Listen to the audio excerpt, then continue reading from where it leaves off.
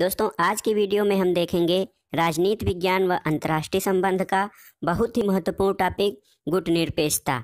इसके अंतर्गत हम गुटनिरपेक्षता के अर्थ, परिभाषा तथा इसकी विशेषताओं के साथ इसके ऐतिहासिक विकास, उपलब्धियों तथा महत्व के संबंध में पढ़ेंगे। दोस्तों, गुटनिरपेक्षता का सामान्य अर्थ है गुटों की आपसी राजनीति में न पड़ना तथा अपनी स्वतंत्र विदेश नीति तथा आर्थिक विकास पर बल देना। गुटों से आशय क्या है? तो गुटों से आशय है पूंजीवादी तथा साम्यवादी गुट, जिसमें पूंजीवादी गुट का नेतृत्व संयुक्त राज्य अमेरिका तथा साम्यवादी गुट का नेतृत्व सोवियत संघ गणराज्य कर रहा था। दोनों गुट में शामिल जो देश थे वो शीत युद्ध के निलंबित मृत्युदंड जैसी स्थिति में जी रहे थे। ऐसे समय में एशिया और अफ्रीका के नवोदित देशों ने दोनों गुटों की गुटबंदी से दूर रहते हुए अपनी अलग गुटनिरपेक्षता की नीति अपनाया और इन देशों के कार्यक्रम को गुटनिरपेक्ष आंदोलन कहा जाता है। तो आइए देखते हैं विस्तार से आज का वीडियो। गुटनिरपेक्षता, अर्थ, परिभाषा, विशेषताएं, ऐतिहासिक विकास, इसके पक्ष तथा विपक्ष में तर्क। गुटनिरपेक्ष दोस्तों, अंतर्राष्ट्रीय राजनीति में गुटनिरपेक्ष आंदोलन का बहुत ही महत्वपूर्ण स्थान है। गुटनिरपेक्षता शब्द को सर्वप्रथम जॉर्ज लिस्का द्वारा वैज्ञानिक अर्थ प्रदान किया गया था। बाद में अन्य विद्वानों ने इसे अलग अलग रूप में परिभाषित किया और द्वितीय विश्व युद्ध के बाद इसे पंडित जवाहरलाल नेहरू द्वारा व्यवस्थित रूप दिया गया, जिसको कर्नल नासिर तथा मार्शल टीटो ने भी स्वीकार कर लिया था। जवाहरलाल नेहरू ने गुटनिरपेक्षता को परिभाषित करते हुए कहा था कि गुटनिरपेक्षता का अर्थ है अपने आप को सैनिक गुटों से दूर रखना तथा जहां तक संभव हो सैनिक दृष्टि से न देखना, ऐसी आवश्यकता पड़े तो स्वतंत्र दृष्टिकोण अपनाना तथा दूसरे देशों से मैत्रीपूर्ण संबंध बनाए रखना गुटनिरपेक्षता के लिए आवश्यक है। तो इससे स्पष्ट है कि केवल आंख बंद करके विश्व घटनाक्रम को देखते रहना गुटनिरपेक्षता नहीं है। केवल आंख बंद करके विश्व घटनाक्रम को देखते रहना गुटनिरपेक्षता नहीं है। सही और गलत में अंतर करते हुए सही का पक्ष लेने की नीति गुटनिरपेक्षता है। लेकिन गुटनिरपेक्ष देश वही हो सकता है जो गुटों से दूर रहकर अंतर्राष्ट्रीय संबंधों में महत्वपूर्ण भूमिका निभाए। यानी गुटनिरपेक्ष देश वही है जो दोनों गुटों की आपसी प्रतिद्वंद्विता में न पड़कर और विश्व राजनीति में अपनी स्वतंत्र भूमिका निभाता है। गुटनिरपेक्षता का सरल अर्थ है विभिन्न शक्ति गुटों से तटस्थ या दूर रहते हुए अपनी स्वतंत्र निर्णय नीति और राष्ट्रीय हित के अनुसार सही या न्याय का साथ देना। आंख बंद करके गुटों से अलग रहना गुटनिरपेक्षता नहीं हो सकती है। गुटनिरपेक्षता का अर्थ है सही और गलत में अंतर करके सदा सही की नीति का समर्थन करना। जॉर्ज लिस्का ने इसका सही अर्थ स्पष्ट करते हुए कहा है कि सबसे पहले यह बताना जरूरी है कि गुटनिरपेक्षता तटस्थता नहीं है। इसका अर्थ है उचित और अनुचित का भेद जानकर उचित का साथ देना, और गुटनिरपेक्षता का सही अर्थ स्पष्ट करने के लिए यह बताना जरूरी है कि गुटनिरपेक्षता क्या नहीं है। तो आइए जान लेते हैं गुटनिरपेक्षता का सही अर्थ हम कैसे जान सकते हैं कि जब हम ये जान लें कि गुटनिरपेक्षता क्या नहीं है। तो पहला है कि गुटनिरपेक्षता तटस्थता नहीं है। तटस्थता शब्द का प्रयोग प्रायः युद्ध के समय किया जाता है। युद्ध के समय तटस्थ शब्द का प्रयोग किया जाता है। शांति काल में भी यह एक प्रकार से युद्ध की मनोवृत्ति को प्रकट करती है और यह उदासीनता का दृष्टिकोण प्रस्तुत करती है। तटस्थता उदासीनता या न्यूट्रल होने की दृष्टिकोण पर आधारित है और यह एक प्रकार की नकारात्मक प्रवृत्ति है, जबकि गुटनिरपेक्षता का विचार सक्रिय और सकारात्मक है। इससे विश्व व्यवस्थाओं का बिना गुटों के भी समाधान किया जा सकता है। इस तरह गुटनिरपेक्षता एक सक्रिय विचार है। गुटनिरपेक्षता युद्धों में शामिल होकर भी बरकरार रहती है। जैसे भारत को चीन और पाकिस्तान के साथ युद्ध करने पड़े, फिर भी वह गुटनिरपेक्ष देश है। तटस्थता युद्धों में भाग लेने पर समाप्त हो जाती है। जैसे यूरोपीय देश स्विट्जरलैंड एक तटस्थ देश है, क्योंकि वह न तो किसी युद्ध में शामिल हुआ है और न ही उसे किसी सैनिक संगठन की आवश्यकता प्राप्त है या सदस्यता प्राप्त है। इस प्रकार कहा जा सकता है कि गुटनिरपेक्षता तटस्थता की नीति नहीं है। दूसरा है, गुटनिरपेक्षता को समझने के लिए यह भी जानना है कि गुटनिरपेक्षता जो है वो अलगाववाद या पृथकतावाद नहीं है। पृथकतावाद का अर्थ होता है प्रायः अपने को दूसरे देशों की समस्याओं से दूर रखना। अमेरिका ने प्रथम विश्व युद्ध से पहले इसी नीति का पालन किया था, लेकिन गुटनिरपेक्षता अलगाववाद की नीति नहीं है। गुटनिरपेक्षता अंतर्राष्ट्रीय समस्याओं में स्वयं रुचि लेने व सक्रिय भूमिका निभाने की नीति है। उदाहरण के लिए भारत ने शीत युद्ध में किसी गुट में शामिल न होकर भी इस समस्या के प्रति अपनी जागरूकता का परिचय दिया और दोनों गुटों में तनाव कम कराने का प्रयास भी किया। इस प्रकार कहा जा सकता है कि गुटनिरपेक्षता तटस्थतावाद या अलगाव की नीति नहीं है। गुटनिरपेक्षता एक ऐसी नीति है जो सैनिक गुटों से दूर रहते हुए भी विश्व राजनीति में सक्रिय भूमिका निभाता है। अब आइए जानते हैं कि गुटनिरपेक्ष देश कौन हैं। नॉन अलाइंड कंट्रीज यानी कि गुटनिरपेक्ष देश कौन कौन से हैं। तो गुटनिरपेक्षता का सही अर्थ जानने के लिए गुटनिरपेक्ष आंदोलन के 3 कर्णधारों पंडित जवाहरलाल नेहरू, नासिर और मार्शल टीटो के विचारों को जानना जरूरी है। इन तीनों नेताओं ने 1961 में गुटनिरपेक्षता को सही रूप में परिभाषित करने वाले 5 सिद्धांत दिए हैं। इन 5 सिद्धांतों का पालन करने वाले देश गुटनिरपेक्ष देश कहे जा सकते हैं। तो इसमें पहला सिद्धांत है, गुटनिरपेक्ष देश वह है जो किसी सैनिक गुट का सदस्य नहीं हो। दूसरा है, जिसकी अपनी स्वतंत्र विदेश नीति हो। तीसरा सिद्धांत है कि जो किसी महाशक्ति से द्विपक्षीय समझौता न करता हो। चौथा सिद्धांत है गुटनिरपेक्षता का, जो अपने क्षेत्र में किसी महाशक्ति को सैनिक अड्डा बनाने की अनुमति नहीं देता हो। और पांचवा, जो उपनिवेशवाद का विरोधी हो। यानी जो गुटनिरपेक्ष देश हैं उनका गुटनिरपेक्ष देश जो हो सकते हैं उनमें ये 5 विशेषताएं जरूरी हैं। इन सिद्धांतों के आधार पे हम कह सकते हैं कि ऐसा देश जो सैनिक गुटों से दूर रहकर स्वतंत्र विदेश नीति का पालन करता हो और अंतर्राष्ट्रीय समस्याओं के प्रति जागरूक हो, गुटनिरपेक्ष देश कहलाता है। अब आइए जान लेते हैं गुटनिरपेक्षता की विशेषताएं। गुटनिरपेक्षता की विशेषताएं कौन कौन सी हैं। तो गुटनिरपेक्षता का जन्म विशेष तौर पर द्वितीय विश्व युद्ध के बाद हुआ। भारत, मिस्र और यूगोस्लाविया जैसे देशों के सहयोग से इस अवधारणा का पूर्ण विकास हुआ और आज गुटनिरपेक्षता की अवधारणा एक पूर्णतया विकसित और विस्तृत रूप धारण कर चुकी है। इसको समझने के लिए इसकी विशेषताओं को जानना बहुत ज़रूरी है। गुटनिरपेक्षता की जो विशेषताएं हैं वो इस प्रकार हैं। पहली विशेषता है कि यह सभी प्रकार के सैनिक, राजनैतिक, सुरक्षा संधियों तथा गठबंधनों का विरोध करने की नीति है। गुटनिरपेक्षता जो है सभी प्रकार के सैन्य, राजनीतिक, सुरक्षा गठबंधनों का विरोध करने की नीति है। गुटनिरपेक्षता शीत युद्ध के दौरान उत्पन्न सैन्य गठबंधनों जैसे नाटो, सीटो और वार्सा पैक्ट का विरोध करती है। गुटनिरपेक्षता की नीति का मानना है कि सैनिक गठबंधन साम्राज्यवाद, युद्ध तथा नव उपनिवेशवाद को बढ़ावा देते हैं। ये शीत युद्ध या अन्य तनावों को भी जन्म देते हैं। इन्हीं से विश्व शांति भंग होती है, अतः इनसे दूर रहना तथा इनका विरोध करना आवश्यक है। तो गुटनिरपेक्षता की पहली विशेषता है सैन्य गठबंधनों से दूर रहना। दूसरी विशेषता गुटनिरपेक्षता की है कि गुटनिरपेक्षता शीत युद्ध का विरोध करती है। भारत जैसे गुटनिरपेक्ष देश शीत युद्ध को अंतर्राष्ट्रीय शांति भंग करने वाला तत्व मानते रहे हैं, इसलिए गुटनिरपेक्षता शीत युद्ध से दूर रहने की नीति का पालन करती है और शीत युद्ध के सभी तनावों को दूर करने का प्रयास करती है। तीसरी विशेषता है कि गुटनिरपेक्षता स्वतंत्र विदेश नीति का पालन करने में विश्वास करती है। उसका मानना है कि गुटबंदियां राष्ट्रीय हितों के लिए हानिकारक हैं, इसलिए भारत हमेशा अपनी विदेश नीति में गुटनिरपेक्षता को आधार मानता रहा है।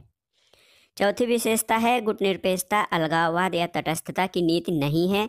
यह अंतर्राष्ट्रीय समस्याओं के प्रति जागरूक रहने तथा उन समस्याओं के समाधान के लिए सहयोग देने की नीति है। पांचवी विशेषता है गुटनिरपेक्षता की कि गुटनिरपेक्षता शांतिपूर्ण सह-अस्तित्व और आपसी सहयोग की नीति है। यह शक्ति के किसी भी रूप का खंडन करती है और राष्ट्रों के बीच तनाव और संघर्षों का शांतिपूर्ण ढंग से हल करने में विश्वास करती है। बहुत ही महत्वपूर्ण विशेषता है गुटनिरपेक्षता की। गुटनिरपेक्षता शांतिपूर्ण सह-अस्तित्व और आपसी सहयोग की नीति है। यह शक्ति के किसी भी रूप का खंडन करती है और राष्ट्रों के बीच तनाव तथा संघर्षों को शांतिपूर्ण ढंग से हल करने में विश्वास करती है।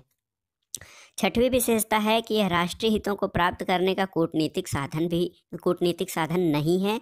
यह युद्ध का लाभ उठाने के लिए किसी भी अवसर का विरोध करती है। और सबसे बड़ी बात कि गुटनिरपेक्षता एक सकारात्मक और गतिशील नीति है, जिसमें राष्ट्रों के साथ मधुर संबंधों की स्थापना करके राष्ट्रीय हितों की प्राप्ति करने पर बल दिया जाता है। इस प्रकार दोस्तों कह सकते हैं कि गुटनिरपेक्षता शांतिपूर्ण सह अस्तित्व की भावना को विकसित करने, अंतर्राष्ट्रीय संघर्षों का विरोध करने और उनके समाधान का प्रयास करके विश्व में अस्थायी शांति की स्थापना का प्रयास करने की नीति है। यह विश्व से अलग रहकर जीने की भी नीति नहीं है, बल्कि अंतर्राष्ट्रीय समस्याओं के प्रति जागरूक रहने की नीति है। यह एक गतिशील धारणा है जो भारतीय विदेश नीति व अन्य तृतीय विश्व के राष्ट्रों की स्वतंत्र विदेश नीति का आधार भी है। और गुटनिरपेक्षता की सबसे बड़ी खासियत यह है कि यह किसी राष्ट्र की संप्रभुता को सुदृढ़ करने की भी नीति है, क्योंकि गुटनिरपेक्षता में किसी भी राष्ट्र के आपसी या आंतरिक मामलों में हस्तक्षेप नहीं किए जाने का भी नीति शामिल है। अब आइए देखते हैं कि गुटनिरपेक्षता को प्रोत्साहन देने वाले तत्व कौन कौन से हैं, यानी वो कौन कौन से कारक हैं जिन्होंने गुटनिरपेक्षता को उत्पन्न होने या इसको प्रारंभ करने में अपना योगदान दिया। तो द्वितीय विश्व युद्ध के बाद गुटनिरपेक्षता की अवधारणा धीरे धीरे विकसित होने लगी और गुटनिरपेक्ष आंदोलन का भी तेजी से विकास होने लगा। 1961 में संस्थापक देशों सहित इसकी संख्या मात्र 25 थी, लेकिन आज यह संख्या 120 है। धीरे धीरे गुटनिरपेक्ष आंदोलन एक महत्वपूर्ण आंदोलन बन गया है और विश्व में नवोदित स्वतंत्र राष्ट्र एक एक करके इसकी सदस्यता प्राप्त करते गए हैं। और उन देशों के द्वारा गुटनिरपेक्षता की नीति को अपनाने के पीछे कुछ कारण भी रहे हैं। तो कौन कौन से कारण रहे हैं कि देशों ने बहुत बड़े, यानी दुनिया के 2/3 देशों ने गुटनिरपेक्ष आंदोलन में अपनी सहभागिता दर्शाई है। तो इसके कौन कौन से कारण रहे हैं उसके बारे में जान लेते हैं। गुटनिरपेक्षता की नीति का समर्थन करने का जो पहला कारण था वो ये है कि साम्राज्यवाद तथा उपनिवेशवाद का भय। द्वितीय विश्व युद्ध के बाद विश्व में 2 गुटों का नेतृत्व करने वाले देश अमेरिका और सोवियत संघ और उनके मित्र राष्ट्र साम्राज्यवाद तथा उपनिवेशवाद के प्रमुख प्रणेता रहे थे। और तृतीय विश्व के देश साम्राज्यवाद और उपनिवेशवाद के कष्टों को पूरी तरह से झेल चुके थे। यदि वे फिर से इन गुटों की सदस्यता स्वीकार करते तो हो सकता था कि वे फिर से साम्राज्यवाद तथा उपनिवेशवाद के रूप में जकड़ लिए जाएं और उन्हें शीत युद्ध में घसीटकर पुनः पुरानी प्रक्रिया का अंग बना दिया जाए। इससे इनकी स्वतंत्रता खतरे में पड़ सकती थी। इसलिए नवोदित स्वतंत्र अफ्रीका और एशिया के देशों ने किसी भी गुट में शामिल न होने का निर्णय लिया और गुटनिरपेक्षता की नीति में अपना विश्वास व्यक्त करके विश्व शांति का आधार सुदृढ़ किया। और इसी नीति के आधार पर नवोदित दुनिया के तृतीय विश्व के देशों ने अपनी स्वतंत्रता को बचाकर आत्मरक्षा का उपकरण बना लिया। गुटनिरपेक्ष आंदोलन को अपनाने का दूसरा कारण ये था कि शीत युद्ध का वातावरण। द्वितीय विश्व युद्ध के बाद अमेरिका और सोवियत संघ के बीच जो तनाव हुआ उससे तृतीय विश्व के देशों ने विश्व शांति को बनाए रखने के लिए सोचने पर विवश कर दिया और शीत युद्ध की स्थिति में प्रत्येक महाशक्ति अपने को शक्तिशाली बनाने का प्रयास करने लगी। ऐसे में होता ये कि तृतीय विश्व के देशों की स्वतंत्रता और आर्थिक विकास की अनदेखी कर दी जाती और उनको पुनः उसी युद्ध में या गुटबंदी में घसीट लिया जाता, जिससे इनका अपना स्वतंत्र विदेश नीति और आर्थिक विकास प्रभावित हो सकता था। और इसीलिए इन देशों ने गुटनिरपेक्षता की नीति को अपनाया। तीसरा कारण ये था कि स्वतंत्र विदेश नीति की इच्छा। ये राष्ट्र अभी हाल में ही स्वतंत्र हुए थे। जो एशिया और अफ्रीका के देश थे जो हाल में स्वतंत्र हुए थे, उन्होंने अपने राष्ट्रीय हितों को प्राप्त करने के लिए अंतर्राष्ट्रीय संबंधों में स्वतंत्र विदेश नीति की आवश्यकता महसूस की। उनका मानना था कि यदि वे किसी गुट में शामिल हो जाएंगे तो उनकी स्वतंत्रता सीमित हो जाएगी और अंतर्राष्ट्रीय मंच पर वे स्वतंत्रतापूर्वक निर्णय नहीं ले सकते थे। गुटबंदी को स्वीकार करने का अर्थ यही होता अपनी स्वतंत्रता का त्याग। चूँकि ये देश अभी काफ़ी लंबे समय तक परतंत्रता और उपनिवेशवाद की बेड़ियों में जकड़े थे, इसलिए इन देशों ने गुटनिरपेक्षता को अपनाया और किसी भी गुट में शामिल न होकर अपनी स्वतंत्र विदेश नीति का अनुसरण करने का प्रावधान किया। चौथा कारण था गुटनिरपेक्षता के समर्थन का गठबंधन राजनीति का विरोध। तो द्वितीय विश्व युद्ध के बाद विश्व का पूंजीवादी और साम्यवादी दो गुटों में बंटवारा हो गया था और दोनों गुट जो थे वो शीत युद्ध के वातावरण में अपनी स्थिति को मजबूत करने के लिए सैनिक गठबंधनों का निर्माण करने में लगे थे और इस प्रक्रिया में अनेक सैन्य गठबंधनों और सैनिक संधियों का निर्माण हुआ। नाटो, सीटो और वार्सा पैक्ट ये सैन्य संगठन जन्म हुए।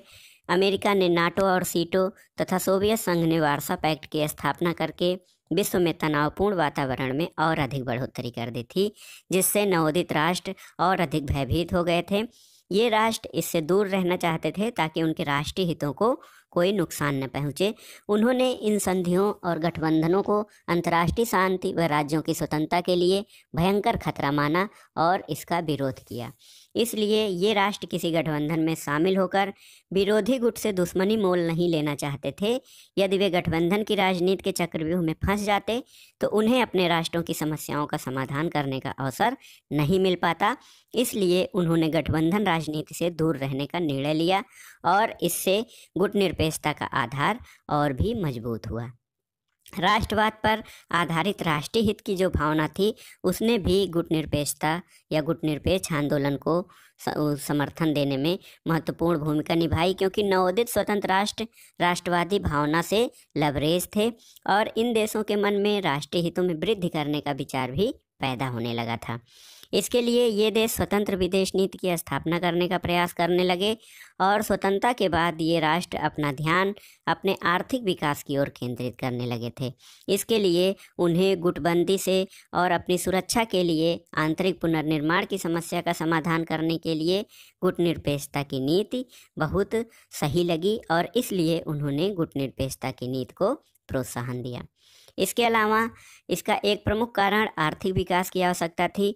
तो नवोदित राष्ट्रों के सामने अपना आर्थिक विकास करना सबसे प्रमुख बात थी, क्योंकि इनके पास प्राकृतिक संसाधन तो थे, मानव शक्ति थी, लेकिन उसको प्रयोग करने के लिए उचित तकनीकी ज्ञान का अभाव था। यदि वे किसी एक गुट में शामिल हो जाते तो इससे दूसरे देशों से आर्थिक सहायता का और तकनीकी जो ज्ञान था उसको प्राप्त करने का मार्ग रुक जाता। इसलिए इन देशों ने दोनों गुटों में से किसी में शामिल न होने की नीति अपनाई और एक अपनी स्वतंत्र नीति गुटनिरपेक्षता की नीति का पालन किया। सातवां कारण था अंतर्राष्ट्रीय संबंधों में सक्रिय भूमिका अदा करने की भावना। तो सभी नवोदित राष्ट्र या तीसरी दुनिया के राष्ट्र चाहते थे कि बिना अपनी स्वतंत्रता के नष्ट किए और राष्ट्रीय हितों को नुकसान पहुंचाए अंतर्राष्ट्रीय संबंधों में स्वतंत्र भूमिका अदा की जाए। ये राष्ट्र जानते थे कि यदि वे किसी गुट में शामिल हो गए तो उनकी भूमिका सीमित हो जाएगी और वे एक सीमित दायरे में बंध कर रह जाएंगे और उन्हें गुट के नियमों के अनुसार ही नाचना पड़ेगा। अपने वैचारिक स्वरूप को मजबूती प्रदान करने के लिए गुटों से दूर रहना ही उन्होंने अपने हित में माना।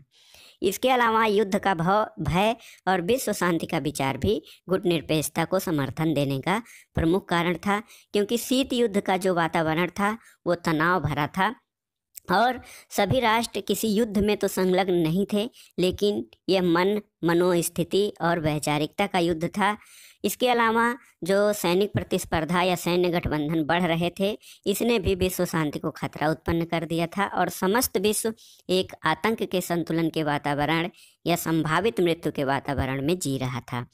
नवोदित राष्ट्रों को तृतीय विश्व युद्ध का आभास होने लगा था और उन्होंने शीत युद्ध के तनाव को कम करके विश्व शांति के विचार को मजबूत बनाने के उद्देश्य से तीसरी शक्ति के रूप में गुटनिरपेक्षता को बढ़ावा देने का विचार किया। गुटनिरपेक्षता या गुटनिरपेक्ष शामिल देश ये अपने को दो शक्तियों से अलग एक तीसरी शक्ति के रूप में यानी गुटनिरपेक्षता के रूप में विश्व शांति में सक्रिय भूमिका निभाना चाहते थे ताकि विश्व शांति की स्थापना की जा सके। गुटनिरपेक्षता का ऐतिहासिक विकास क्या रहा है इसके बारे में भी जानना जरूरी है। आज विश्व के 120 देश जो दुनिया का 1/3 देश हैं गुटनिरपेक्ष आंदोलन में बढ़ चढ़कर भाग ले रहे हैं। जब द्वितीय विश्व युद्ध समाप्त हुआ था तो उस समय से ही गुटनिरपेक्षता के प्रयास तेज होने लगे थे। द्वितीय विश्व युद्ध के 10 वर्ष बाद 1955 में भारत के प्रथम प्रधानमंत्री जवाहरलाल नेहरू, मिस्र के कर्नल नासिर तथा यूगोस्लाविया के मार्शल टीटो ने मिलकर इंडोनेशिया के बांडुंग शहर में गुटनिरपेक्ष आंदोलन की नींव रखी थी। जब इसका पहला औपचारिक सम्मेलन 1961 में बेलग्रेड में हुआ था तो इसके सदस्य देशों की संख्या 25 थी, जो आज बहुत विशाल स्तर पर पहुंच गई है। और इसकी बढ़ती लोकप्रियता का कारण एशिया और अफ्रीका के सभी नवोदित राष्ट्र इसके सदस्य बनते गए और गुटनिरपेक्षता एक विचार से एक विशाल आंदोलन के रूप में तब्दील हो गई। यदि इसके ऐतिहासिक विकास पर नज़र डाला जाए तो सबसे प्रमुख बात यह उभर कर आती है कि सबसे पहले भारत, बर्मा, इंडोनेशिया, मिस्र, यूगोस्लाविया, घाना आदि देशों द्वारा इसे विदेश नीति के मूल सिद्धांत के रूप में अपनाया गया। 1947 में नई दिल्ली में प्रथम एशियाई सम्मेलन में गुटनिरपेक्ष आंदोलन के लिए आवश्यक सामग्री या आधार सामग्री उपलब्ध करा दी गई। आगे चलकर 1955 में एशियाई अफ्रीकी सहयोग संगठन बांडुंग सम्मेलन में इसकी शुरुआत करने के लिए मजबूत आधार प्रदान किया। इस सम्मेलन में शांतिपूर्ण सह अस्तित्व व सहयोग की भावना ने गुटनिरपेक्षता का महत्व अनुभव करा दिया और 1956 में नेहरू, नासिर और टीटो ने गुटनिरपेक्षता को अंतर्राष्ट्रीय आधार प्रदान कर दिया। गुटनिरपेक्ष देशों ने संगठित होकर 1961 में बेलग्रेड में एक शिखर सम्मेलन का आयोजन किया, जो सैद्धांतिक रूप से गुटनिरपेक्षता का प्रथम व्यवस्थित अंतर्राष्ट्रीय प्रयास था। उस समय से अब तक इसके 18 सम्मेलन हो चुके हैं। 18वां सम्मेलन बाकू, अजरबैजान में 2019 में संपन्न हुआ है। अब आइए देखते हैं गुटनिरपेक्षता के पक्ष में तर्क। गुटनिरपेक्षता के पक्ष में कुछ तर्क दिए जाते हैं, क्योंकि अनेक विचारकों का मानना है कि शीत युद्ध की समाप्ति के बाद गुटनिरपेक्षता की आवश्यकता समाप्त हो गई है। अनेक विकसित राष्ट्रों ने इस पर आरोप लगाने शुरू कर दिए कि अब बदलते अंतर्राष्ट्रीय परिवेश में इसका कोई औचित्य नहीं रह गया है, लेकिन उनका यह आरोप निराधार है। आज विश्व के अनेक देश शीत युद्ध जैसा तनाव झेल रहे हैं और ऐसी स्थिति में गुटनिरपेक्षता का महत्व स्वतः ही सिद्ध होता है। इसके पक्ष में कुछ तर्क दिए जा सकते हैं, जो इस प्रकार हैं। पहला है कि गुटनिरपेक्षता शक्ति संतुलन के लिए आवश्यक है। गुटनिरपेक्ष देशों की संख्या निरंतर बढ़ रही है। इसके अलावा यह संयुक्त राष्ट्र संघ के सिद्धांतों में विश्वास करता है और शांतिपूर्ण सह अस्तित्व की नीति में विश्वास करती है, जो आज के अंतर्राष्ट्रीय संबंधों में परमाणु युद्ध के भय के वातावरण में अधिक उपयोगी है। गुटनिरपेक्षता शस्त्रीकरण और शस्त्रों की दौड़ का विरोध करती है और ये चाहती है कि निशस्त्रीकरण हो, जिससे विश्व शांति की स्थापना हो सके। इसके अलावा गुटनिरपेक्षता उपनिवेशवाद और साम्राज्यवाद के किसी भी रूप का विरोधी है।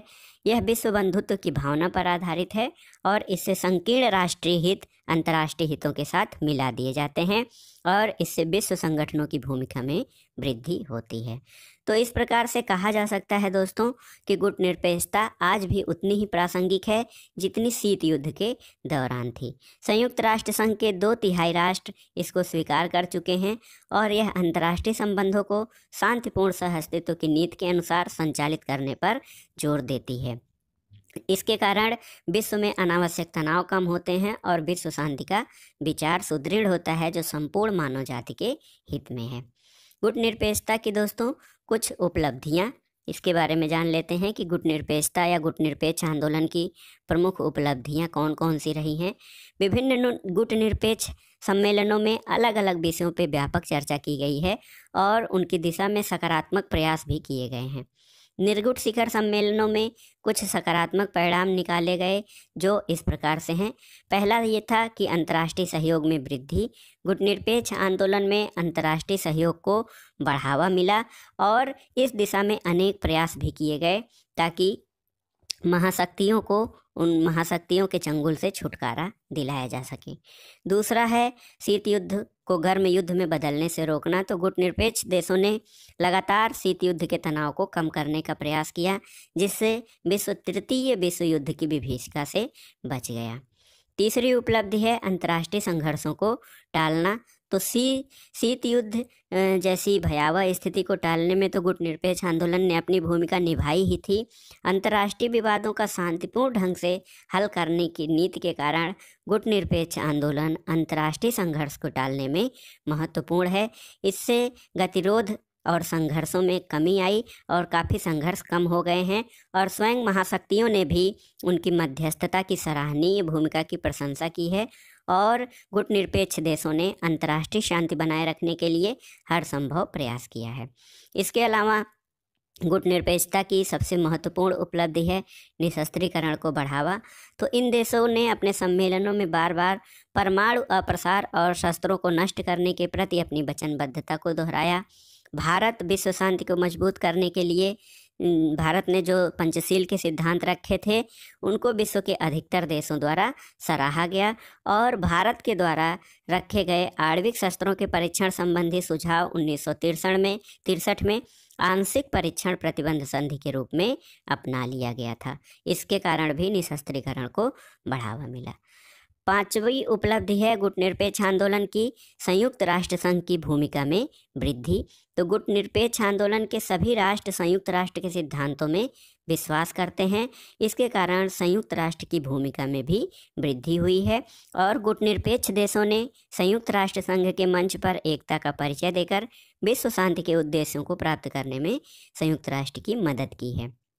6वीं उपलब्धि है नई अंतर्राष्ट्रीय आर्थिक व्यवस्था की मांग। तो गुटनिरपेक्ष देशों ने विकसित देशों का ध्यान इस ओर आकृष्ट कराया कि वर्तमान विश्व व्यवस्था गरीब देशों के हितों की पोषक नहीं है, इसलिए एक नई अर्थव्यवस्था या नई अंतर्राष्ट्रीय आर्थिक व्यवस्था होनी चाहिए जिसमें विकसित देशों के साथ साथ विकासशील और गरीब देशों के भी अधिकारों और उनके आर्थिक हितों को बढ़ावा दिया जाए। इसके अलावा एक अन्य महत्वपूर्ण उपलब्धि दक्षिण दक्षिण सहयोग में वृद्धि रही। तो 1976 में कोलंबो शिखर सम्मेलन में गुटनिरपेक्ष देशों ने पारस्परिक आर्थिक सहायता को बढ़ावा देने का आह्वान किया, और इससे दक्षिण दक्षिण सहयोग की शुरुआत हुई, और विकासशील देशों ने आपसी सहयोग में वृद्धि करने के लिए इस आंदोलन की महत्वपूर्ण भूमिका रही है।